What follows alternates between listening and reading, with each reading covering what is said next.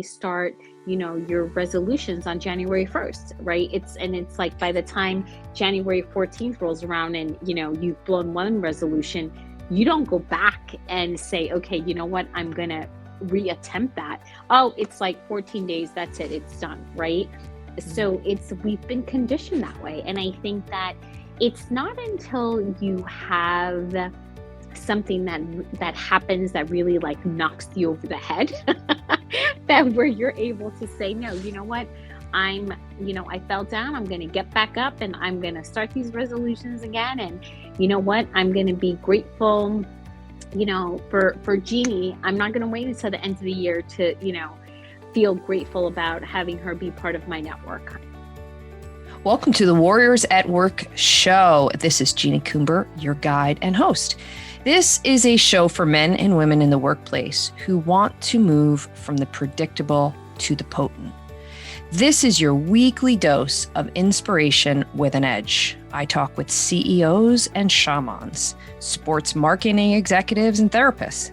All of us are like-minded thinkers and doers who tell stories, share wisdom, and challenge each other to have the best life possible inside and outside the office. Welcome to your Warrior Conversation. So Lisa, what I'd love for you to do is reflect for me on your 2022. What are the key moments of gratitude that come to mind when I say, hey, think about what you're really grateful for this year? What comes to mind? Oh my goodness, there are so many things that come to mind. And I think that above, being grateful for every day, I think that when I think about the network that I have and that I've built in this community that I'm a part of is something that I'm very, very grateful for. I believe that this year has been one where we have been able to uplift one another, and that that has manifested itself in many different ways. But at the end of the day, being part of a network that's very supportive and very inclusive and very inviting, I think that has been one of the things that I'm extremely grateful for. Why do you think we wait till the end of the year to reflect and express gratitude and acknowledgement? Why do we do that? Because I think that we don't know any better. That's the way we've been conditioned. It's the same way that you only start, your resolutions on January 1st, right? It's like by the time January 14th rolls around and, you've blown one resolution, you don't go back and say, okay, you know what, I'm going to reattempt that. Oh, it's like 14 days. That's it. It's done. Right. So we've been conditioned that way. And I think that it's not until you have something that happens that really like knocks you over the head. I fell down, I'm going to get back up and I'm going to start these resolutions again. And you know what, I'm going to be grateful, for Jeannie. I'm not going to wait until the end of the year to, feel grateful about having her be part of my network. One of the things that I started doing actually just a few weeks ago was, there used to be a hashtag Throwback Thursday, and then from Throwback Thursday went to like Thankful Thursday. So every Thursday morning I text someone and I'm just like, I'm thankful for you. You're my Thankful Thursday today. And I don't do it publicly. It's just, it's just a text. And you know what? It's just like that that just brings me joy because I'm being thankful for the things or people that, I'm thankful for. Wow. I love that. Yeah. I love that. Yeah. The other thing that I'm curious about when you said that you're really grateful for your network and your community, and I completely agree with that.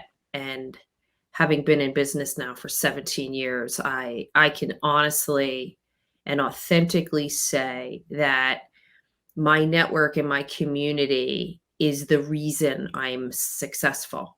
Me expressing gratitude and acknowledgement for them, all the people. I'm curious, when you express gratitude for your network and your community, is there an experience that comes to mind that really crystallizes that for you? When I launched Kick It by EP, and I was doing my lunchtime conversations when we were coming up on the 1 year anniversary, I was thinking, think big or go home, right? And I had put out a poll on on the LinkedIn group about, who should we have? I mean, I threw out names like Serena Williams, Soledad O'Brien. Like, I mean, I was thinking really big, right? And Andrew Schwartz responded and he said, "What about you?" And I said, "I will only do it if you're the host." And he did it. He agreed, and we did it. And it was like one of like the top rated, playbacks on Instagram. And then when I thought about taking the conversation offline, I sent Andrew my pitch deck. And Andrew said, "Hey, let's test it at the Seaport." And earlier this year, it was, an opportunity came up where the Howard Hughes Corporation needed help. And he tapped me on the shoulder. So the reason that I share that is because here is someone who there is a thread, right?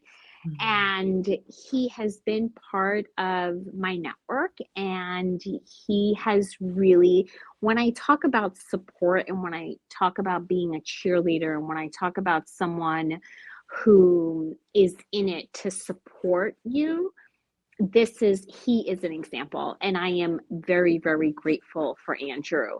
And, he just, sometimes actions speak louder than words. And I just think that that's just an example of, of when I think of gratitude and I think of, someone who has been there, just doing the right thing. I don't even know if it's doing the right thing. It's just being a good human. He comes to mind. He takes action on Yeah. his appreciation and acknowledgement Yeah. of another person. Oh, it's such a beautiful story. Yeah. Yeah. All right, so now I'm going to ask you to share with us when you think about 2022. I always think about it as, some people use the word failure. I've heard lots of other people just say, "Well, I tried it and it didn't work." So I'm going to combine those two and just say, let's think about moments in 2022 where you tried something, it didn't work out. Some may classify it as a failure, others may classify it as a growth moment. What I would love to know is, tell me how that moved you forward. You tried something, it didn't work out. What happened? And how did you move forward from it? Well, this was a tough one for me. And it was about loyalty and learning that loyalty one way is stupidity. And that is a quote by an athlete who is a Hall of Famer.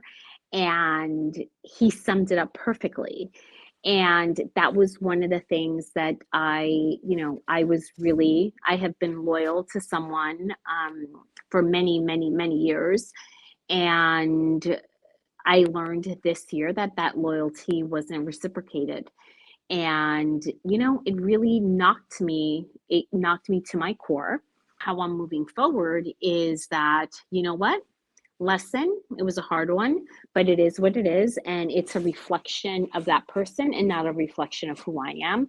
So I need to move forward. And I think that moving forward, as I'm doing with this situation, is that I'm going to be not that I'm going to change who I am. I'm just going to be much more aware and a little bit more guarded to protect myself, because I don't ever want it to happen again. So the moment you realized that the loyalty was in question, how did you get to a self-reflection place? So you obviously probably had an emotion, and then you got to some place where you said, "Wait a second. there's something here for me to look at so that I don't Mhm. repeat the behavior in the future. So how did you make that switch? Well, it's really interesting, right? Because I always give without expecting anything in return. And I went in wide open, like my eyes were wide open. I want to do the right thing, and I really, really care about this person, and I'm just going to do it. Um, Knowing, and I wasn't expecting anything back. However, what transpired after was just very eye opening.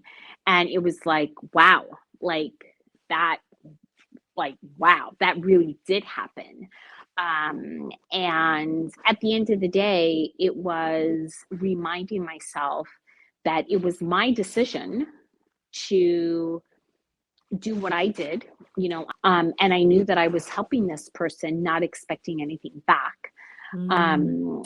So with that said, it didn't make it hurt any less, you know. It actually maybe even hurt more because that wasn't what I was expecting, even though I wasn't expecting anything. But however, what happened really wasn't what I was expecting. So I think that's what made it worse. But I think that at the end of the day, you're only responsible for your own actions. Mm. And if you were to give the advice to someone else that you just learned, how would you phrase that advice? I would just say, you know what? Just just make sure that if someone asks you for something and you give it and you're giving it willingly, just make sure that you have eyes wide open in the event that something goes south, Mm. you know?